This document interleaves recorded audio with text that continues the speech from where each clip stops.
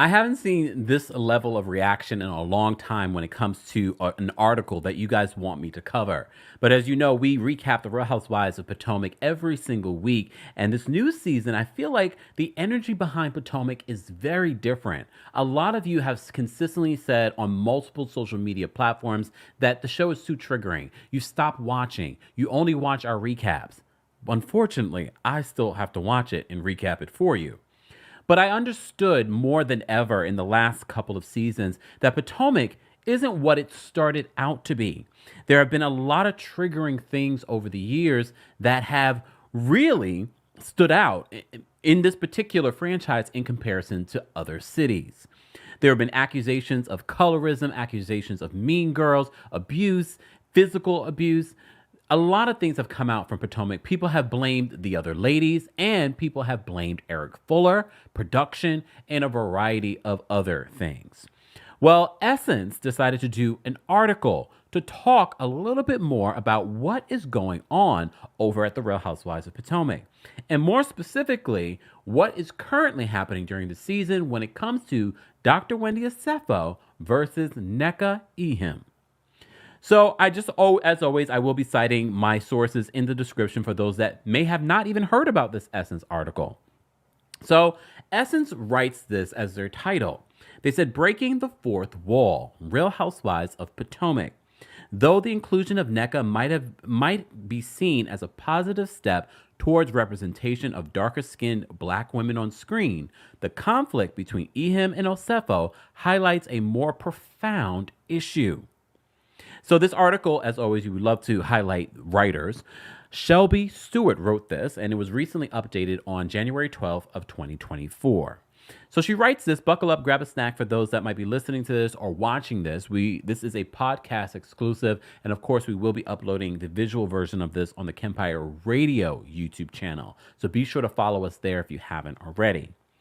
So she writes this. She says, among all of the Real Housewives franchises, Potomac gained its claim to fame through its two matriarchal anchors, Karen Huger and Giselle Bryant.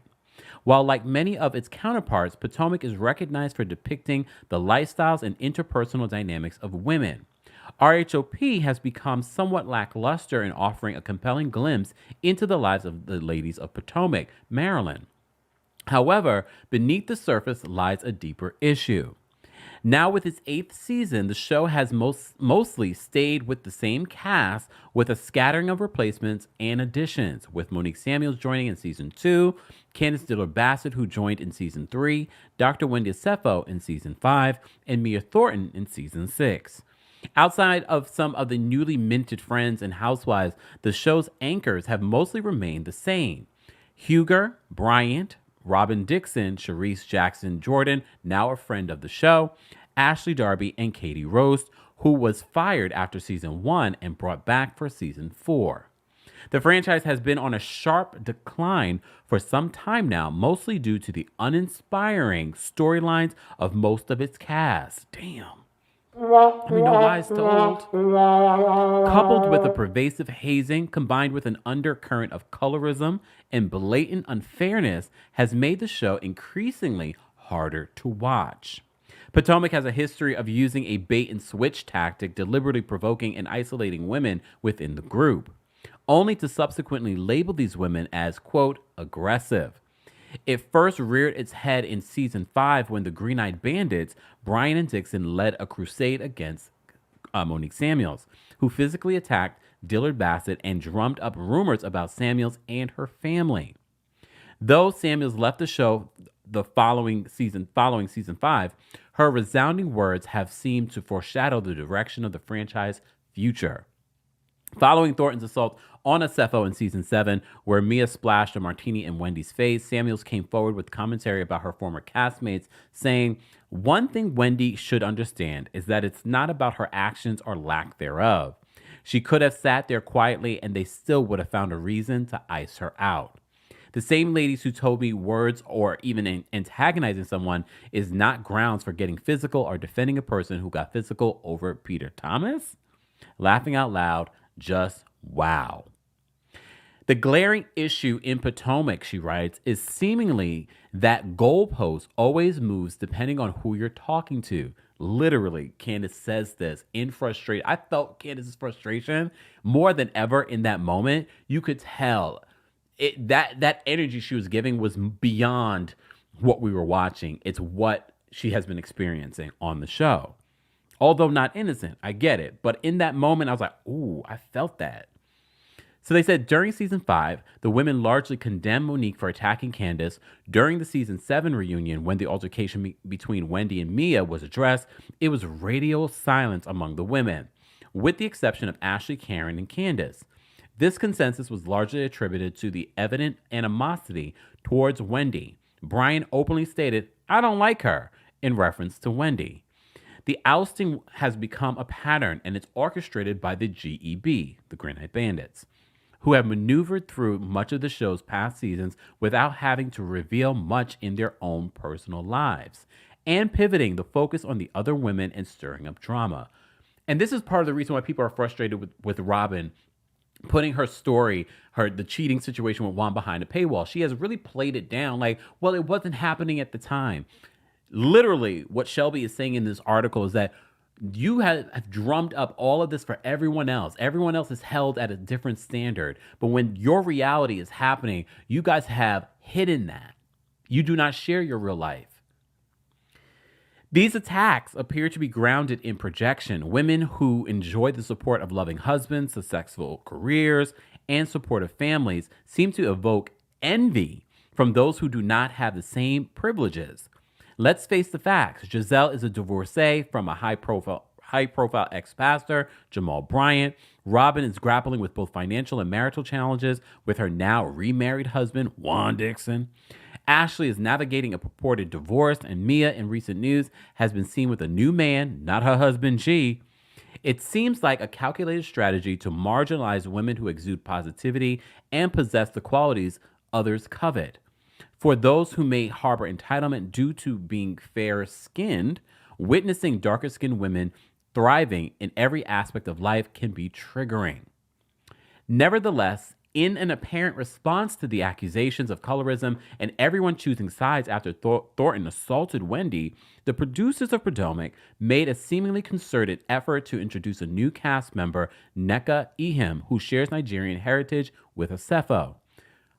One of the things that this article didn't include, but I'll add here, was that we also have to remember at last year's reunion, they dropped the ball. Production, the network, everyone involved dropped the ball in regards to handling the issue of colorism. They should have brought in an expert to handle this conversation. I think not only the cast, but crew and production and network and Andy Cohen would have gotten a lesson and understood how to move forward, but they didn't. So back to Dr. Wendy Osefo and Nneka, all right? Although the inclusion of Ehem might be seen as a positive step towards representation of darker-skinned women, black women on screen, the on-screen conflict between Ehem and Osefo highlights a more profound cultural problem. One of the major problems that they're having is that they make their ethnicity a big part of their personality. There's nothing wrong with wanting to demonstrate your culture, says content creator and fellow Nigerian Rennie Vaughn. One of the mistakes they're making is that they're making that the central part of their personality. They keep attributing their successes and wealth to being Nigerian, which is where the problem lies. The ongoing exchange between the two have involved accusations against Wendy's family, labeling them as Osu, a term highly considered derogatory in African culture. In a TED Talk, speaker, I apologize in advance if I butcher your name, Ogechukwu Maduawu, I apologize, describes Osu as people who were told and believed dedicated their lives and their services to the community deity and went further to pledge the faithfulness of their generations unborn, therefore they belong to the communities. Labeling someone Osu carries with it institutionalized discrimination and isn't something to be taken lightly in African culture. Furthermore, the dispute includes implications of witchcraft, shrines, most of which are perpetuating ignorance, xenophobia, and fear-mongering. We have two women who are not only from Nigeria, and they're actually the same ethnicity, and then happen to be experiencing conflict as a result of cultural differences within their ethnicity. which, in other words, they're now airing dirty laundry that had no business being aired all the way in America, she says. Apart from Wendy and Nneka, the women in the group have no knowledge of traditional African religion, even though Ashley tried to chime in regards to a headdress, but okay. Breaking the fourth wall reveals a more significant concern, a storyline tactically orchestrating a conflict between two Igbo women on national television. Reality television thrives on conflict, but the narrative falters when we clumsily attempt to delve into African spirituality on a national stage. It's deep. It calls the showrunners to the carpet for allowing the conversation to happen on camera. The same way we were calling out, allowing them to have a conversation of colorism without real knowledge about it. All right? It's something very devious about the nature of exposing sensitive cultural discussions without the necessary care and responsibility. It intentionally perpetuates stereotypes and causes harm. The implication that Wendy is Osu is one thing. Secondly, when Nneka accuses Wendy's mom of practicing witchcraft, these are accusations and conflicts that take place in the privacy of the home within Nigeria in Igbo culture. Vaughn continues, you are on American television. You've now taken the responsibility of trying to represent Nigeria when nobody asked you. It's a heavy burden to carry, quite frankly. Among the storylines presented over the show's 8 seasons, none have generated as much controversy and drama as the recent feud between Osefo and Ehim. And it's caused a lot of people to check out of this season of Potomac. And the ratings, although have been consistent, there also has been a consistent decline. Not dramatic, but there's been a decline, at least in live viewers. What's even more perplexing, the article continues, is the missed opportunity to explore other noteworthy topics that could be peppered into the show. Nneka's family life, or even Wendy's new talk show. Both Osefo, a doctor of philosophy, and Ehim, a lawyer, had the potential to showcase their affluent and opulent lifestyles or joining forces, particularly as Igbo women. Unfortunately, this discourse has become the show's central storyline, overshadowing the opportunity to highlight their achievements. They continue, they said the insinuations surrounding Wendy's family lack tact, and discussing them on national television lacks the discretion that the African community deserves. This cultural debate, if you can even call it that, necessitates a conversation that is both delicate and nuanced. The socioeconomic and political implications of such a claim are not suited for a platform like Real Housewives because they don't handle it with care. They really could. They're in such an awkward fight because they're having a fight where you're throwing heavy accusations that are considered taboo within the culture. If you accuse someone of witchcraft, that is a really big deal, Vaughn explains. People freak out. It's not something to be taken lightly, and people are very insulted by it. Nigeria is a very religious country. Both women are Catholic/Christian. To accuse someone of witchcraft is like, dang, you hate them. It's called into question how in tune with the culture they both are.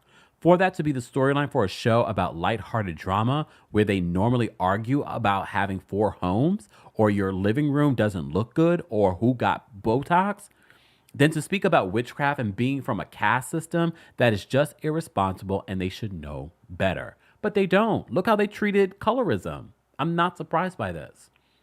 Unfortunately, this is not the first instance during the season 7 reunion when Dillard Bassett addressed colorism. All right, we're getting there in the article. Addressed colorism, none of the members were adequately equipped to engage in the conversation. However, for such a conversation to land on a platform like Housewives speaks to a larger issue with the cast and production and the network. We can't forget about the network. Before Samuels was ousted in season 6, she brought forth claims of the women conspiring to come after her and fabricate storylines, and what's happening to Osefo feels vaguely similar. I told her at the season 5 reunion that she and her family would be next, Samuel said in a post. The hate with some of those women is not for the camera. They're real life miserable. Real Housewives of Potomac has shed light on the pitfalls of exploiting sensitive cultural topics for entertainment. The recklessness with which these claims have been brought to the forefront among a group of women already struggling to find common ground raises questions about the responsibility of showrunners and its ethics. Of how to move forward, Vaughn says, I think there needs to be an admission that it went too far. I think they can't address this how they talk about regular beef. It can't be a discussion of, is Juan talking to the laundromat girl or does Karen have an extra boyfriend? Because that's too light, Vaughn says. They have to understand that by this storyline, we've actually insulted a whole culture. They need to admit and address as a unit that people with ethnic nuances never should have been a focus point for the season. It was a complete mistake to go down that road. As viewers, it prompts us to reflect on the boundaries between entertainment and cultural sensitivity, urging a more thoughtful approach to storytelling that respects the dignity and nuances of diverse backgrounds. And this is why it's also important to, let's take out the Nigerian aspect or the African aspect of this and put in another cultural situation here. I'm not going to give you a specific culture. I'm just telling you in your mind, if we take out the African or the Nigerian aspect of this and we put in another cultural or religious group here, and we sort of just throw this out there for our entertainment and play off of stereotypes, we would be having a very different discussion. We probably would never even see that on the show because we have never discussed this. We have never given the time or the respect or the understanding or the education to respect it. As viewers, it prompts us to reflect on the boundaries between entertainment and cultural sensitivity, urging a more thoughtful approach to storytelling that respects the dignity and nuances of diverse backgrounds. The unresolved tensions and lingering controversies on the show serve as a stark reminder that beyond reality television, real lives and cultures are at stake, demanding a more conscientious approach to what we choose to amplify. First of all, Shelby, you did that with this article, and I see why exactly so many people were hitting me up and wanting to hear my thoughts and opinions on this article, because this article was done very well. And it should be pointed out, a lot of you have called in, you've been in the comment section, you've all have said the same thing about what you've been watching, what you can't watch on the Real Housewives of Potomac. So I don't blame people for turning it off, because I've said countless times, if something is affecting your mental health, be it music, reality television, or the news, turn it off. Turn it off. And we even said after last season, it was hard not to see what has been transpiring on the Real Housewives of Potomac. And the reunion for me was sort of like the head of it all. And I said, well, at the end of the day, I'm not going to even blame these women. They are not the employers. Bravo, NBC Universal, production, they hold a responsibility to make sure that these types of issues of racism, colorism, you can't just have Andy Cohen as the overseer. Sorry, but he sat in the middle of this conversation of colorism, just simply saying, I have no right to talk here. I'm just going to sit here. No, you need to be removed during this conversation. You can sit from behind the camera and listen and learn and bring in someone that understands this and not someone that we know and love. And I know so many of you had many people, well, this person, no, there are people that have dedicated their lives to understanding, researching, experiencing, and sharing and educating others on racism, colorism, even this issue. And it's not too late, production. It's not too late, Bravo. It's not too late, Andy Cohen. It's not too late, NBC Universal, to handle this with more care at the end of this season. If you would like to save the show, if you really value your viewers, then you will make a concerted effort to handle this appropriately. This was done really well, this article, in regards to, because I feel like I learned something, because I'm not Nigerian, I'm not African, I didn't grow up within that culture, but I appreciate people sharing their experience, and I'm open to hearing and understanding. The same way that we've talked about the bleaching of the skin and how how people in Africa address it. Doesn't mean that you have to agree, but be willing to listen. Be willing to listen. Be willing not to judge just because you have one particular way of how you feel.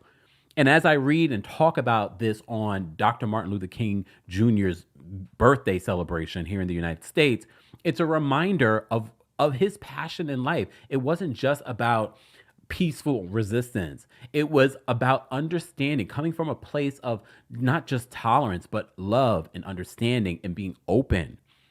Because I always tell you, one of my favorite Dr. Martin Luther King quotes is this: an injustice anywhere is a threat to justice everywhere. So when we watch Real Housewives of Potomac and we see how Dr. Wendy Asefo is being treated, or how we see how negligent and sloppy people are being when it comes to these types of stereotypes, when it comes to African culture or Nigerian culture, we should understand that sloppiness, that ignorance, those stereotypical behaviors will eventually be, if you allow that here, you will allow it somewhere else. And it's not going to just be about, it could be about women. It could be about Black women. It could be about something else. It could be about religion. If we allow it here, we will allow it in other places. It will fester in other ways. And that's what we have seen over the years of the Real Housewives of Potomac. Again, shout out to Shelby for writing this amazing article. As always, guys, you know what we do here. We cite our sources. I will be posting a link to the article so you can read it yourself. It's worth a double, triple read because there's a lot of information in there. And I wonder if production will take a different perspective, because I know they have been tagged in this article as well. If not, I'm going to, because I know they watch. Hey, production. Hey, Eric. Hey, Lorraine. Guys, as always, this is a podcast exclusive, but we will be uploading the visual version of the podcast on the Kempire Radio YouTube channel. I know a lot of you probably don't even follow that channel, but you should, because God forbid something happens to the Kempire channel. You want to make sure that you're in the know, and we will be over at the Kempire Radio YouTube channel. As always, let's continue this conversation on Twitter, X, on our live chats, our recaps of the Real Housewives of Potomac. This week's episode, we just talked about it, was far better than what we've gotten this season so far. And I think it's because we were talking about, SA and the women's mutual experience of that. And I know a lot of people were expecting them to sort of kind of come together and talk about it, but they're not in a place or space where they feel safe to open up like that to each other. I don't know if we can get there very quickly, but I don't know if we can ever get there with some of these folks. Because some of these folks just will never see it for each other. And they will never believe that they played a part in why the Real Housewives of Potomac has been on a decline. Guys, let's continue this conversation in the comments section or on our Twitter. More information on how you can continue the conversation with me on Twitter will be available in the description of this video. Again, I'll be posting a link to the article in this description. So be sure to let us know your thoughts. Anyways, guys, thank you so much for listening, watching, sharing, liking.